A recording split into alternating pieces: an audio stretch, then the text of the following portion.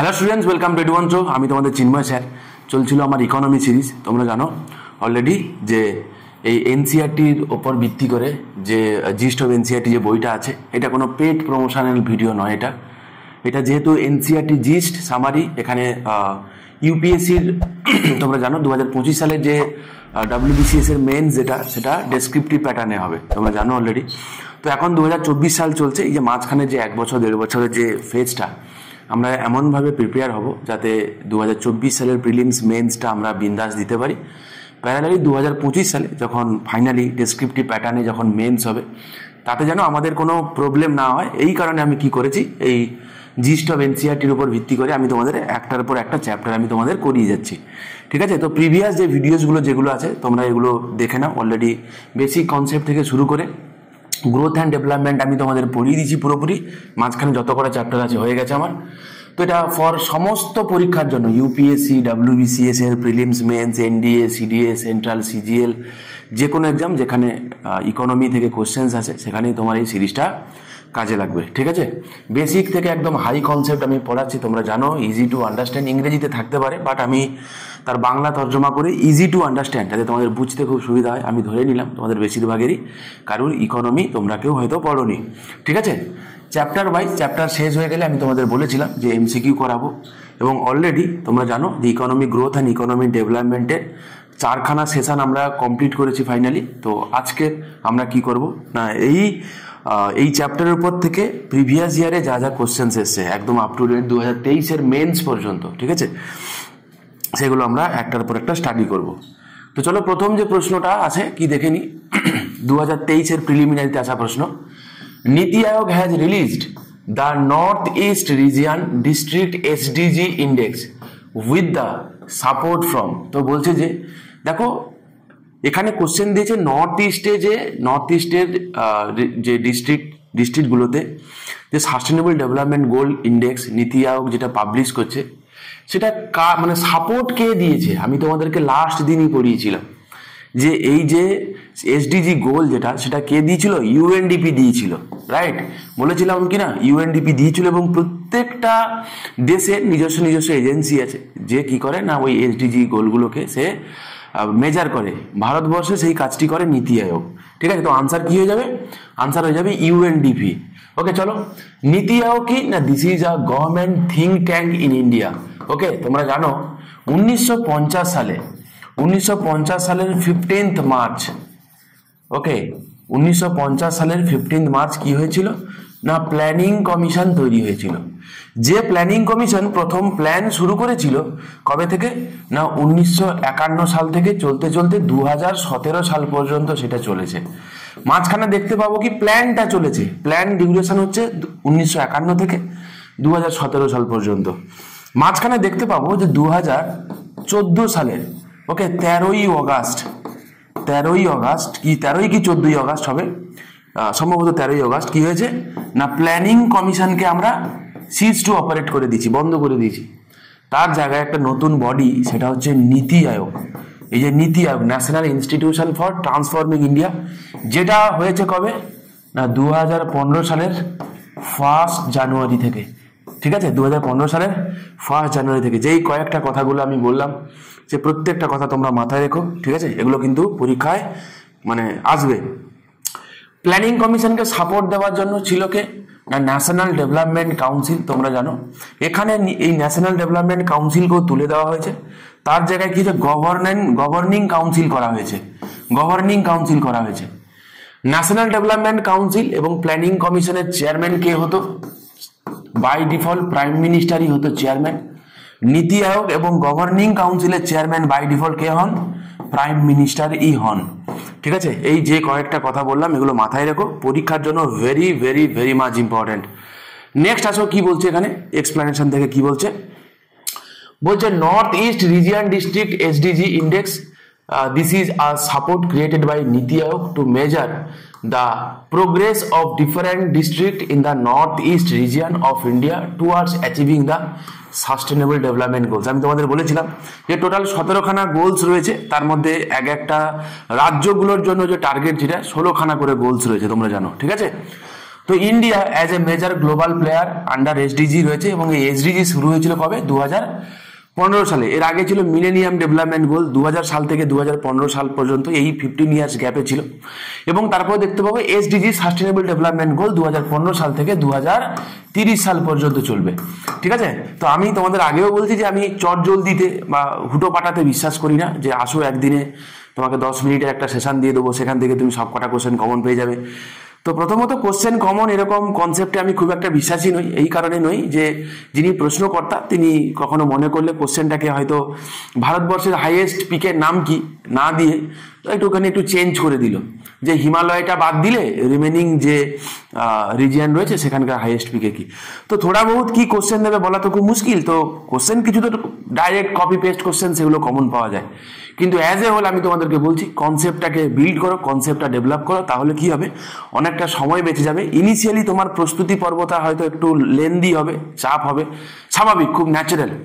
ঠিক আছে, কিন্তু তারপরে তুমি কিন্তু আর বেনিফিট পাবে। যে জিনিস চটজলদি তুমি শেখো, চটজলদি ভুলেও যাবে। আস্তে ধীরে ভালো করে সলিড বেস বানাও, মনে থাকবে। পরীক্ষার খাতায় আশা করি মানে মনে পড়বে, ডেফিনেটলি মনে পড়বে। ঠিক আছে, চলো। তো কি বলছে, আমি এই কথাগুলোই তোমাদেরকে এক্ষুনি বললাম। নেক্সট চলো, পরবর্তী প্রশ্ন কি বলছে দেখি। The human development index is published by the, আমি লাস্ট দিন তোমাদের করিয়েছি WBCS প্রিলিমস 2020 সালে আসা প্রশ্ন। তো কে করে? হিউম্যান ডেভেলপমেন্ট ইন্ডেক্স পাবলিশ করে UNDP, United Nations development programme. তোমরা আমাকে কেউ কমেন্ট করে জানিয়ে তো ইউএনডিপি হেডকোয়ার্টার কোথায় আছে। কি বললাম আমি? ইউএনডিপির হেডকোয়ার্টার কোথায় রয়েছে, কেউ আমাকে জানিও। ওয়ার্ল্ড ব্যাংকের হেডকোয়ার্টার রয়েছে ওয়াশিংটন ডিসিতে। ঠিক আছে, IMF এর হেডকোয়ার্টার রয়েছে ওয়াশিংটন ডিসিতে। পরীক্ষায় আছে, চলো। ইউএনডিপির হেডকোয়ার্টার রয়েছে নিউ ইয়র্কে। ঠিক আছে, নিউ ইয়র্কে। এগুলো ইটসেলফ পরীক্ষায় 1 টাকার প্রশ্ন, মাথায় রেখো। আচ্ছা, হিউম্যান ডেভেলপমেন্ট ইন্ডেক্স পাবলিশ করে কি? ইউএনডিপি পাবলিশ করে। প্রথম হিউম্যান ডেভেলপমেন্ট রিপোর্ট এটা পাবলিশ হয়েছিল আন্ডার মেহবুব উল হক, কবে? 1990 সালে, মাথায় রেখো। লাস্ট 2024 সালে ইন্ডিয়া র্যাঙ্ক করেছে 134। ঠিক আছে, এবং যার ভ্যালু কত? 0.644। আমি এগুলো তোমাদেরকে অলরেডি করিয়ে দিয়েছি, আবারও তোমাদেরকে বলছি। এমসিকিউ সেশনগুলো অবভিয়াসলি ভালো, কিন্তু তার আগে তোমরা টেক্সটটা ভালো করে পড়ে নাও, তোমাদের কিন্তু কাজে লাগবে। টপ 5 কান্ট্রি যেগুলো লাস্ট দিন হয়েছে মানে 2024 অনুযায়ী, প্রথমে হচ্ছে সুইজারল্যান্ড, তারপর নরওয়ে, তারপর আইসল্যান্ড, হংকং, চায়না। ঠিক আছে, এবং সুইডেন। ওকে, ইন্ডিয়ার এইচডিআই 2022 সাল অনুযায়ী আমি তোমাদেরকে বলেছিলাম যে লাইফ এক্সপেক্টেন্সি 24-এ যেটা পাবলিশ হয়েছে, বেসিক্যালি 2022-এর রিপোর্টটা 24-এ পাবলিশ হয়েছে। ঠিক আছে, তো আমাদের লাইফ এক্সপেক্টেন্সি হচ্ছে 67.7 ইয়ার্স, যার মধ্যে মহিলারা বেশি দিন বাঁচে, ঠিক আছে, পুরুষদের থেকে, মাথায় রেখো। এক্সপেক্টেড ইয়ার্স অফ স্কুলিং, যেটা ধরে নেওয়া হয়েছিল যে আমাদের ইন্ডিয়াতে মোটামুটি expected years of schooling 12.6 years হবে, মোটামুটি 12.5 বছরের একটু বেশি হবে। কিন্তু সেটা আমাদের অ্যাকচুয়ালি আছে কত না, তোমার হচ্ছে 6.57 ইয়ার্স। ঠিক আছে, আমি তোমাদের সেটাই বলেছিলাম যে আমরা অন অ্যান অ্যাভারেজ আমাদের দেশের এডুকেশনের যে কোয়ালিটি সেটা হচ্ছে আমরা সবাই 6 পাস। ঠিক আছে, গ্রস ন্যাশনাল ইনকাম পার ক্যাপিটাতে বলেছিলাম। ঠিক আছে, সেটা আমাদের $6,951। এবারে কথাটা হচ্ছে কি, যে এই তিনখানা হচ্ছে সেই ফ্যাক্টরস যার উপর ভিত্তি করে এই এইচডিআই করা হয়। একটা হচ্ছে লাইফ এক্সপেক্টেন্সি, ঠিক আছে, একটা হচ্ছে কি এডুকেশন বা স্কুলিং, আর একটা কি গ্রস ন্যাশনাল পার ক্যাপিটা ইনকাম আমরা বলতে পারি ইন $। আমি তোমাদের বলেছিলাম যে পড়বো, বেঁচে থাকবো, পড়বো আর কামাবো, এই তিনটের উপর ভিত্তি করে এইচডিআই করা হয়। ঠিক আছে, পরীক্ষায় কিন্তু এসেছে, আমি করাচ্ছি, পরের কোশ্চেনগুলোতে আছে। পরবর্তী প্রশ্ন, the human development index was first introduce in the year. ঠিক আছে, তো কবে হয়েছে? আমি আগেরটাতেই করালাম, সেম রিপিট করেছি। মেহবুব উল হকের তত্ত্বাবধানে হয়েছিল 1990 সালে। ঠিক, পরবর্তী প্রশ্ন, redistribution of policies geared to reduce economic inequalities include। আচ্ছা, কি বলছে? Redistribution of policies geared to reduce economic inequalities include. তো বলছে যে রিডিস্ট্রিবিউশন পলিসি নিচের কোনটা আমরা যদি নিই তাহলে ইনইকুয়ালিটি কি হবে না, ইনইকুয়ালিটি রিডিউস হবে, সেটা জানতে চেয়েছে। নিচের কোনটা যদি আমরা নিই ইনইকুয়ালিটি রিডিউস হবে, দেখা যাক।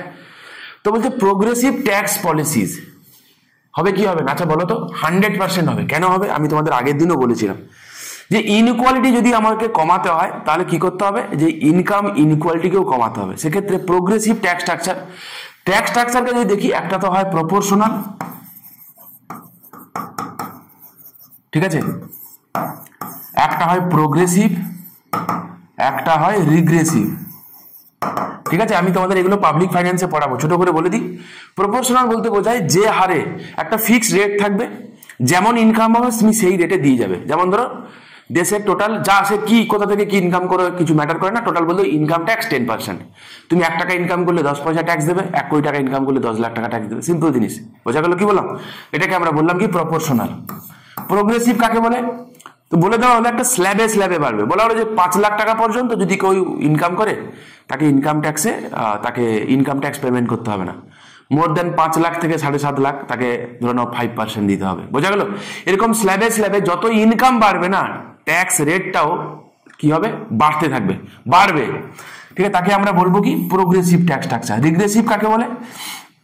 রিগ্রেসিভ ট্যাক্স জেনারেলি এটা ইনডাইরেক্ট ট্যাক্সের সঙ্গে রিলেটেড। জেনারেলি কি হয়, প্রোডাকশনকে এনকারেজ করার জন্য, উৎপাদনকে বাড়ানোর জন্য সরকার অনেক সময় করতে পারে কি, যে একটা উৎপাদনের ক্ষেত্রে বলে দিল যে তুমি যদি 10 ইউনিট উৎপাদন করো তাহলে তুমি 5% হারে ট্যাক্স দেবে। ঠিক আছে, হিসাব মতো। এবার হয়তো বলে দিল তুমি যদি এটা যদি 20 ইউনিট উৎপাদন করো তাহলে তোমাকে এই 5 করে হিসাব মতো 20 হলে কি 5% 10% হওয়া উচিত ছিল, বলে 10 নয়, তুমি 7% হারে দেবে। তাহলে অ্যাজ এ হোল ট্যাক্সটা কিন্তু বেড়েছে, 5 ছিল 7 হয়েছে। বলছে প্রথম 10 ইউনিট তুমি যদি উৎপাদন করো তাহলে বলেছে কি যে তুমি 5% ট্যাক্স দেবে, তাই না? সেকেন্ড, যদি 20 ইউনিট তুমি উৎপাদন করো, হিসাব মতো কি 10% হওয়ার কথা ছিল, বলছে না তা হবে না, তুমি 7% দেবে। তাহলে রিগ্রেসিভ ট্যাক্স বলতে এমন নয় যে ট্যাক্স রেট কমে যাবে, কমতে কমতে 100 হয়ে যাবে, তা নয়। অ্যাজ এ হোল ট্যাক্স রেটটা আগের থেকে তো বাড়বে, বেশি হবে, কোনো সন্দেহ নেই। বাট যে বৃদ্ধির যে হারটা, সেই বৃদ্ধির হার হচ্ছে রিগ্রেসিভ। বোঝা গেল কিনা? ঠিক আছে, তো এই হচ্ছে 3 রকম। তাহলে একটা কথা বলো, যদি প্রোগ্রেসিভ ট্যাক্স স্ট্রাকচার হয় তাতে কি হবে না, একটা সার্টেন অ্যামাউন্টের বেশি যদি কেউ ইনকাম করে তাহলে কি হবে না, তাকে ট্যাক্স আকারে পেমেন্ট করতে হবে। ফলে কি হবে না, ইনইকুয়ালিটি ইন ইনকাম সেটা কিন্তু কমবে। তাহলে ঠিক আছে। দ্বিতীয়ত বলছে ল্যান্ড রিফর্ম। স্বাভাবিক, একজন ব্যক্তির কাছে প্রচুর ল্যান্ড আছে, যাকে আমরা আগেকার জামানায় আমরা জোরদার বলতাম। ঠিক আছে, তো সেটা রিডিস্ট্রিবিউশন করে দেওয়া হলো। এখন ওখানে যারা ক্ষেত মজুর যারা ছিল, হ্যাঁ, তাদের মধ্যে ল্যান্ডটাকে ডিভাইড করে দেওয়া হলো। ফলে কি হলো না, ইনইকুয়ালিটি কি হলো, আগের থেকে কমলো। স্বাভাবিক জিনিস। রুরাল ডেভেলপমেন্ট পলিসিস, যদি রুরাল ডেভেলপমেন্ট পলিসি আমি নিই তাহলে কি হবে, স্বাভাবিকভাবে সেক্ষেত্রেও ইকুয়ালিটি কি হবে, সাম্যতা আসবে। ঠিক আছে, তাহলে আনসার কি হবে, অল অফ দ্য অ্যাবাভ হবে আনসার। তাহলে সব কটাই হবে। ঠিক আছে, 2017 সালের মেন্সে আসা প্রশ্ন। ঠিক আছে, চলো আমি এই কথাগুলোই তোমাদেরকে আমি বললাম। চলো পরবর্তী প্রশ্ন দেখে নিই। বিপিএল মিনস, বিপিএল এর ফুল ফর্ম কি জানতে চেয়েছে? আমি তোমাদেরকে বলেছিলাম না যে পভার্টি হচ্ছে একটা অ্যাবস্ট্রাক্ট কনসেপ্ট। একটা লাইন থাকে, যে লাইনটা একটা অ্যাবস্ট্রাক্ট লাইন, যার তলায় যদি কেউ থাকে তাকে আমরা কি বলি না, বিপিএল বলি, বা বিলো পভার্টি লাইন। ওপরে যদি কেউ থাকে তাকে আমরা কি বলি, এপিএল, বা হচ্ছে অ্যাবাভ পভার্টি লাইন। এই পভার্টি লাইন কে ডিসাইড করে না, আমাদের দেশে এই পভার্টি লাইন ডিসাইড করে কে, নীতি আয়োগ। ঠিক আছে, কে করে, নীতি আয়োগ অ্যান্ড নীতি আয়োগ। তাহলে আনসার কি হবে, বিলো দা পভার্টি লাইন। ঠিক আছে, A will be the right answer.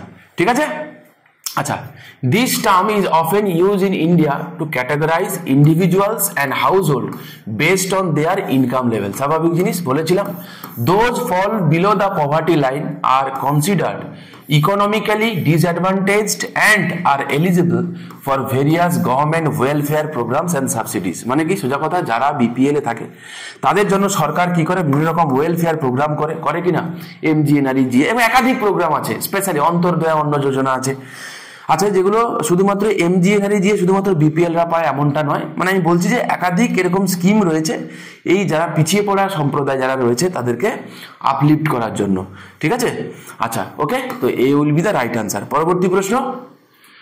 আচ্ছা, বলছে percentage of poor in India is, তো কত পার্সেন্ট লোক গরিব ইন্ডিয়াতে? এই প্রশ্নটা এটা 2013 সালের প্রিলিমিনারিতে আসা প্রশ্ন।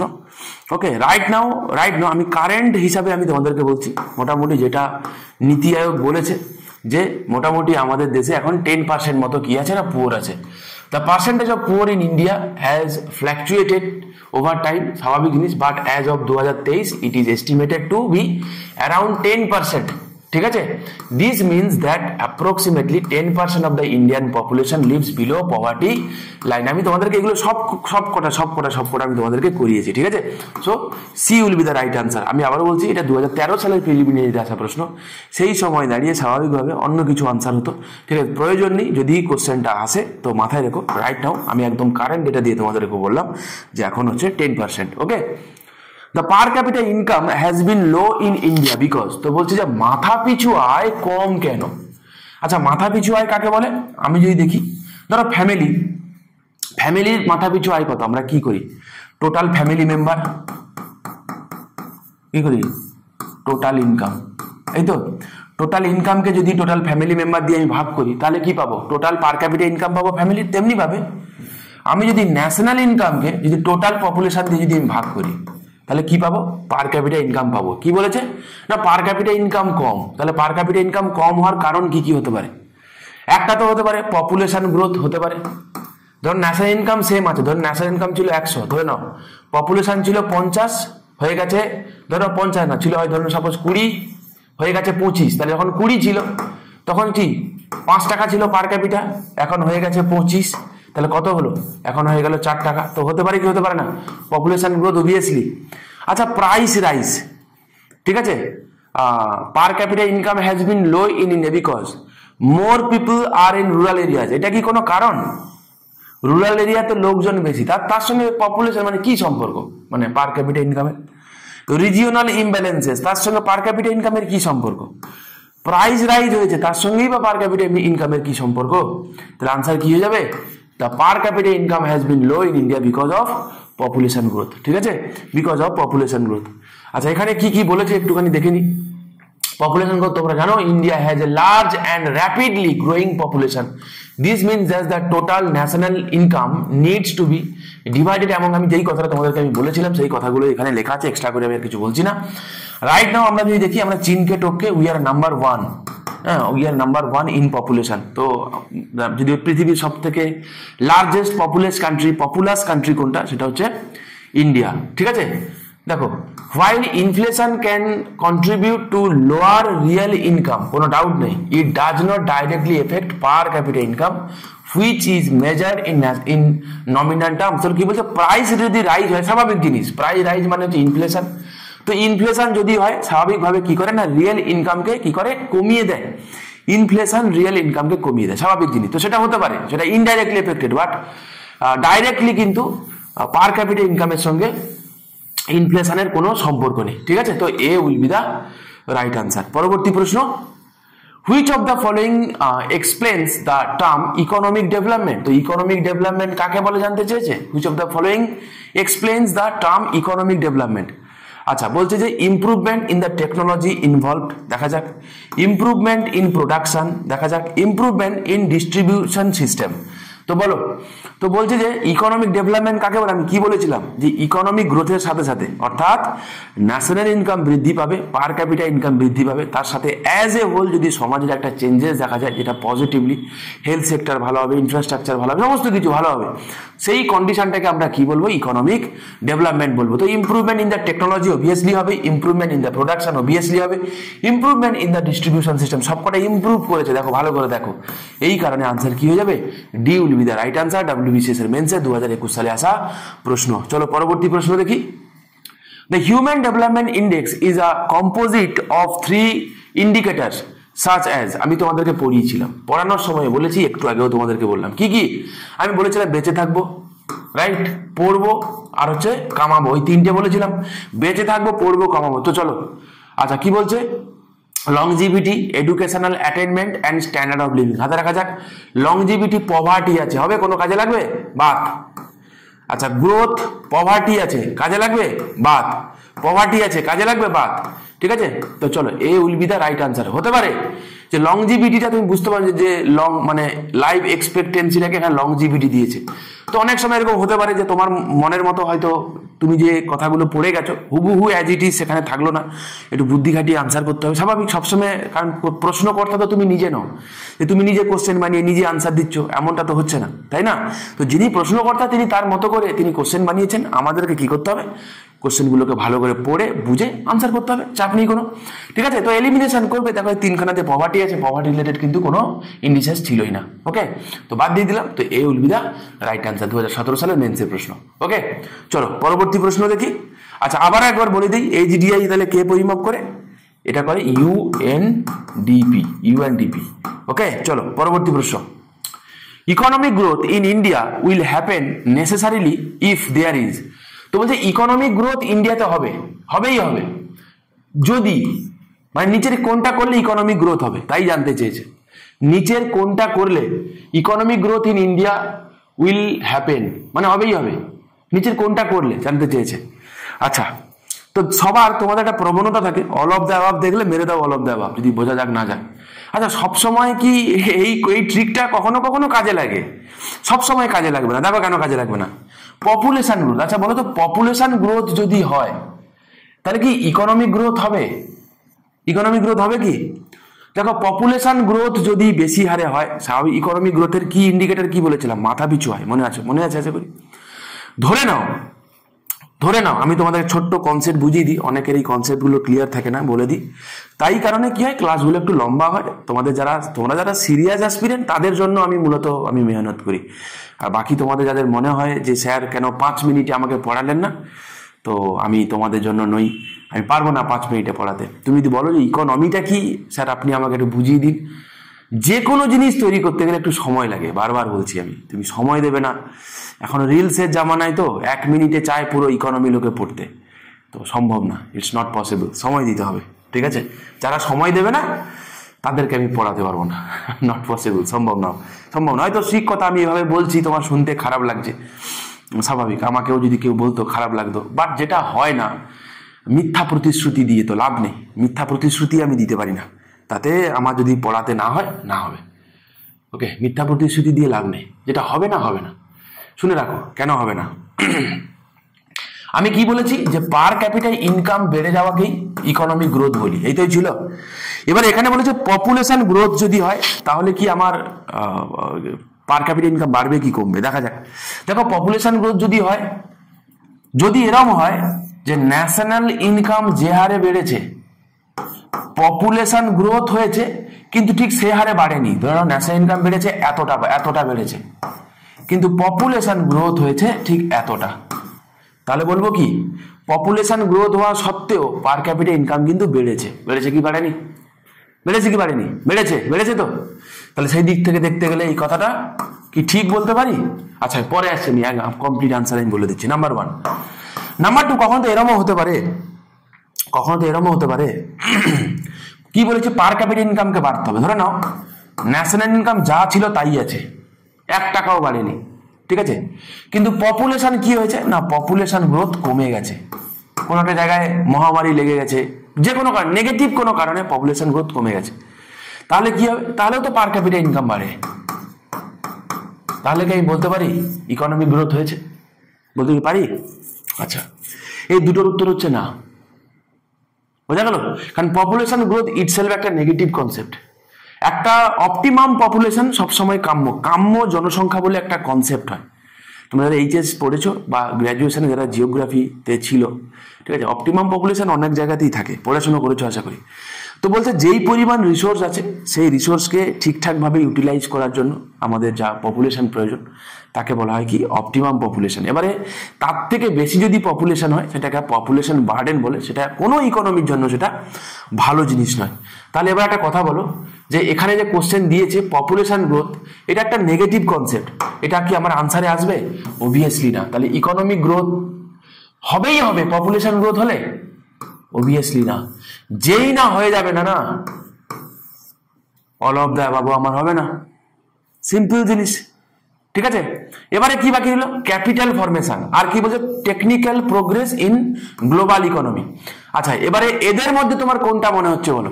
এদের মধ্যে অবভিয়াসলি ক্যাপিটাল ফরমেশন হবে, 100% শিওর। ক্যাপিটাল ফরমেশন যদি হয়, তোমরা জানো যে ইকোনমিক গ্রোথ হবে। আমি তোমাদের কি বলেছিলাম? ইকোনমিক গ্রোথ একদম প্রথম দিনের ক্লাসটা মনে করো, ইকোনমিক গ্রোথের বলেছিলাম না, যদি আমাদের কাছে ক্যাপিটাল ফরমেশন হয় তাহলে ইনভেস্টমেন্ট হবে, ইনভেস্টমেন্ট হলে ইনকাম বাড়বে, ইনকাম বাড়লে কি হবে? আবার ক্যাপিটাল।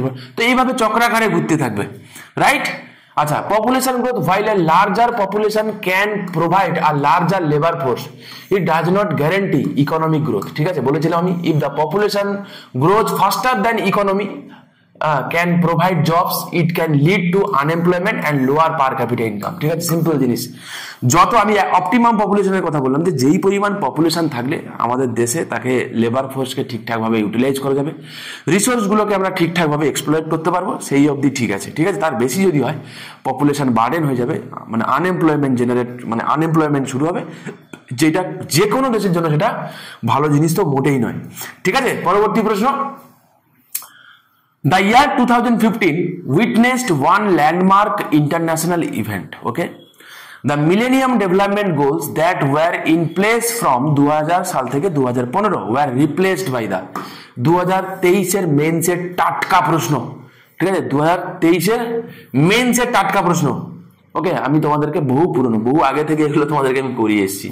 ঠিক আছে, তাহলে এই যে 2000 সাল থেকে 2015 সাল পর্যন্ত, কি 2000 সাল থেকে 2015 সাল পর্যন্ত মিলেনিয়াম ডেভেলপমেন্ট গোলস, ঠিক আছে, সেটা এখন কি দাঁড়ালো? এখন তাকে আমরা সাস্টেনেবল ডেভেলপমেন্ট গোল বলে রাখি। ওকে, তাকে আমরা এখন সাস্টেনেবল ডেভেলপমেন্ট গোলস বলে রাখি, এসডিজি বলে রাখি। ঠিক আছে, বাকিগুলো পড়ার কোনো প্রয়োজনই নেই, তোমাদের পড়িয়েছিলাম কিনা। দেখো 2015-এ আমরা this year mark significant milestone as the millennium development goal are replaced by the new set of goals, যাকে আমরা সাস্টেনেবল ডেভেলপমেন্ট গোলস বলেছিলাম। ওকে, এবং এখানে 17খানা গোলস আছে, যে কোনো দেশের ক্ষেত্রে টার্গেট অ্যাচিভ করার জন্য 17খানা গোলস আছে। আর যে কোনো রাজ্যগুলোর জন্য, আমি বারবার করে বলছি বাবা ভুল করে এসো না, কতগুলো গোলস আছে না, 16খানা করে গোলস আছে। ঠিক আছে, যেটা আমরা অ্যাচিভ করবো টুয়ার্ডস 2030। ওকে, মাথায় রেখো। পরবর্তী প্রশ্ন, which is the nodal agency for multidimensional poverty index in India? ঠিক আছে, তো বলো তো, আমি তোমাদেরকে আবারও বলে দিচ্ছি যে ইন্ডিয়াতে পভার্টিকে এস্টিমেট করে কে? এখন আমি একটু আগেই বলেছিলাম, ইন্ডিয়াতে পভার্টিকে এস্টিমেট করে নীতি আয়োগ।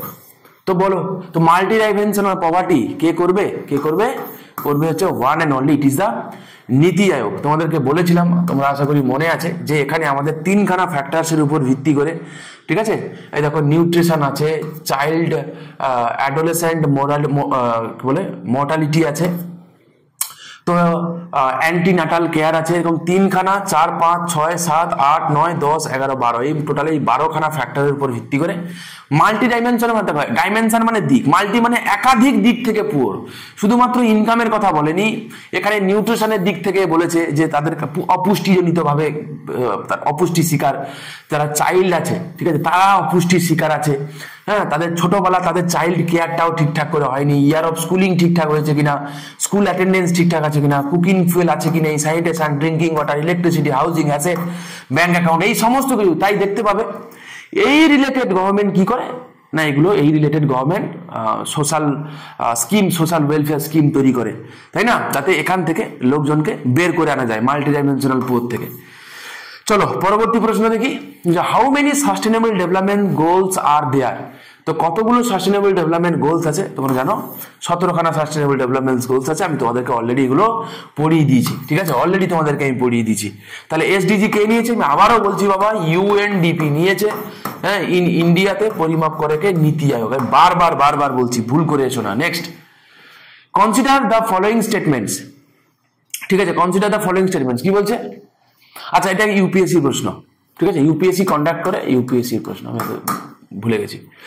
The term gross national happiness was coined in coined in 1972 by Bhutan's then king Jigme সিংহে Wangchuck. ঠিক না ভুল?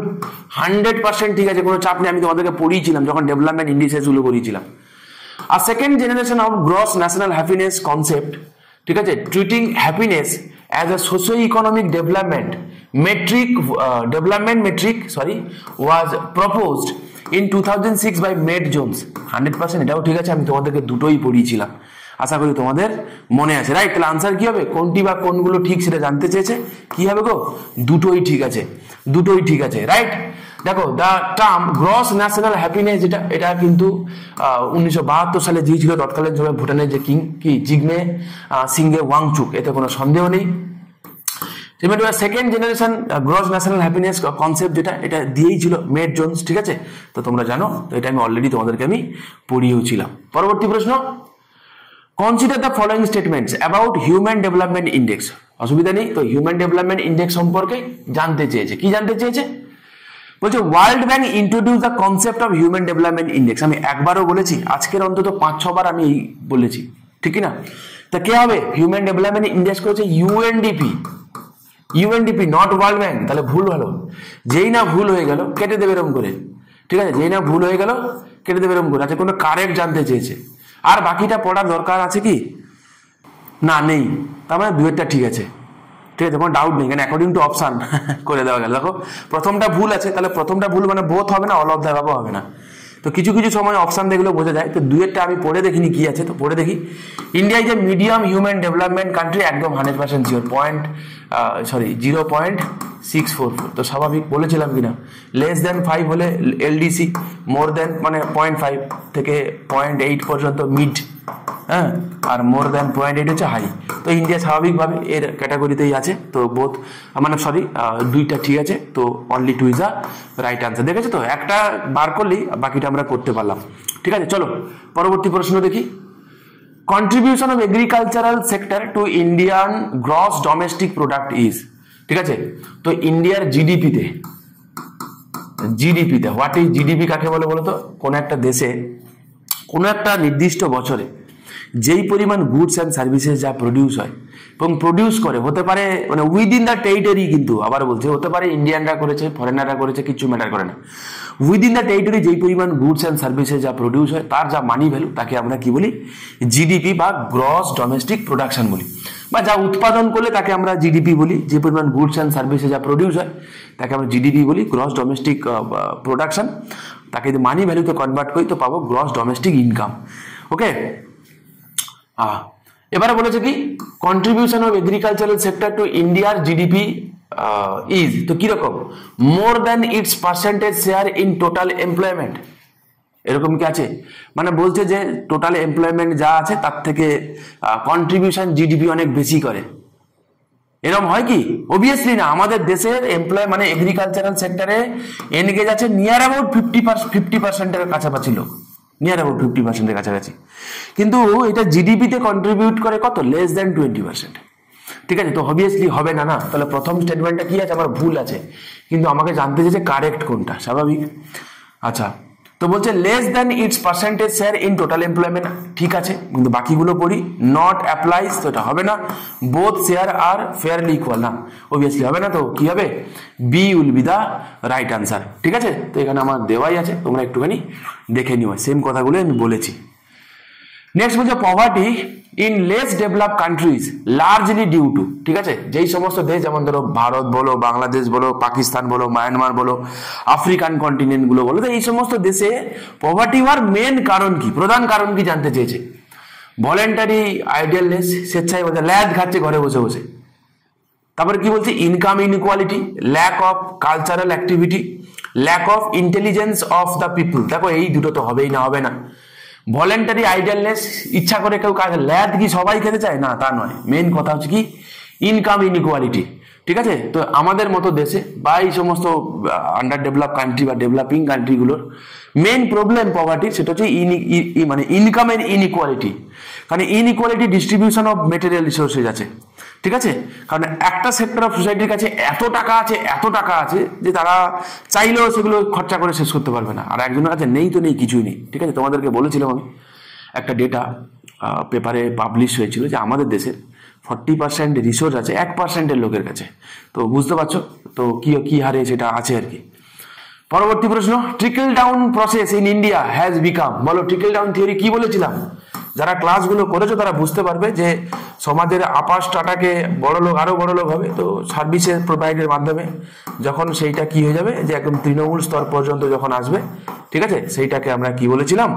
সেটাকে আমরা বলেছিলাম তোমার হচ্ছে ট্রিকল ডাউন প্রসেস। তো এটা কার সঙ্গে রিলেটেড হবে? বলছে successful high in generating all round growth, successful highly in generating all round growth, not at all successful, partly successful, uncertain। তো বলো কি হবে আনসার? বলছে টিকেল ডাউন এফেক্টটা কি আছে বলো তো, হাইলি সাকসেসফুল কি হয়েছে আমাদের দেশে, তাহলে আমাদের দেশে এত এত ইনইকুয়ালিটি অফ ইনকাম থাকতো না যদি হাইলি সাকসেসফুল হতো। তো স্বাভাবিক হাইলি সাকসেসফুল হয়নি, নট অ্যাট অল সাকসেসফুল, এটাও কি ঠিক কথা নয়, কিছুই হয়নি তাও তো নয়, তাও নয়, তাহলে হয়েছে সেটা কিরকম না পার্টলি সাকসেসফুল হয়েছে, ঠিক আছে, পার্টলি সাকসেসফুল হয়েছে। এটা WBCS মেন্স 2015 সালের প্রশ্ন ছিল। ওকে চলো, তো ইন্ডিয়া যেটা হয়েছে টিকেল ডাউন থিওরি তোমরা জানো, দিস ইকোনমিক থিওরি কি বলেছিল, posits that economic growth will benefit everyone in society as wealth and prosperity will trickle down from the rich to the poor, এটাই তোমাদেরকে আমি বলেছিলাম। ইন্ডিয়াজ এক্সপিরিয়েন্সের কথা বলেছিলাম, while India has experienced the significant economic growth in recent decades, the benefits of this growth have not been evenly distributed, এই কথাটা ভালো করে দেখে রেখো, ঠিক আছে। while the wealthy have seen their incomes increase substantially, poverty and inequality persist in many parts of the country, তো আমাদের ইন্ডিয়াতে কি হয়েছে না মিক্সড রেজাল্ট হয়েছে। পরবর্তী প্রশ্ন, economic growth in India will happen necessarily if there is, ও আগের কোশ্চেনটা আবার রিপিট হয়েছে বা দুবার এসেছিল, ওটা 2014 কি 15 সালে এসেছিল, তাহলে কি বলেছে বলো, তাহলে আনসার কি হবে, ক্যাপিটাল ফরমেশন হবে, ঠিক আছে, অলরেডি আমি তোমাদেরকে বলে দিয়েছি। পরবর্তী প্রশ্ন, the per capita income has been low in India because, তো বলছে ইন্ডিয়াতে মাথাপিছু আয় কম, তো ইন্ডিয়াতে মাথাপিছু আয় কেন কম, ও এই কোশ্চেনটাও রিপিট হয়েছে, because of population growth, because of population growth, ঠিক।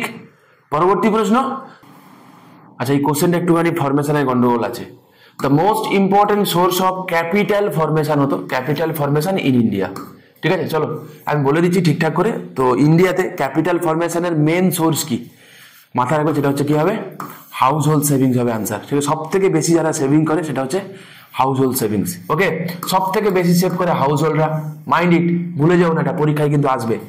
তারপরে করে তোমার হচ্ছে প্রাইভেট সেক্টর যারা বা কর্পোরেট সেভিংস আছে, গভর্নমেন্টের সেভিংস নিয়ার অ্যাবাউট নেই বললেই চলে, খুবই কম খুবই কম, ঠিক আছে।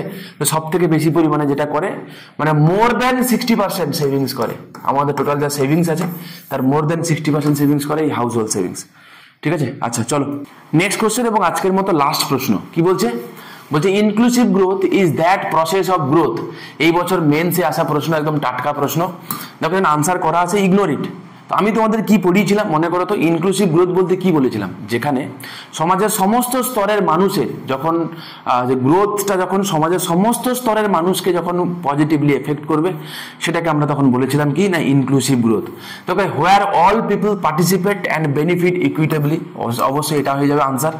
রিমেনিং গুলো দেখো, হোয়ার ফাইন্যান্সিয়াল ইনক্লুশন ডমিনেন্স, না এরকম হবে না। হোয়ার সোশ্যাল ইনক্লুশন ডমিনেন্স, এটাও হবে না।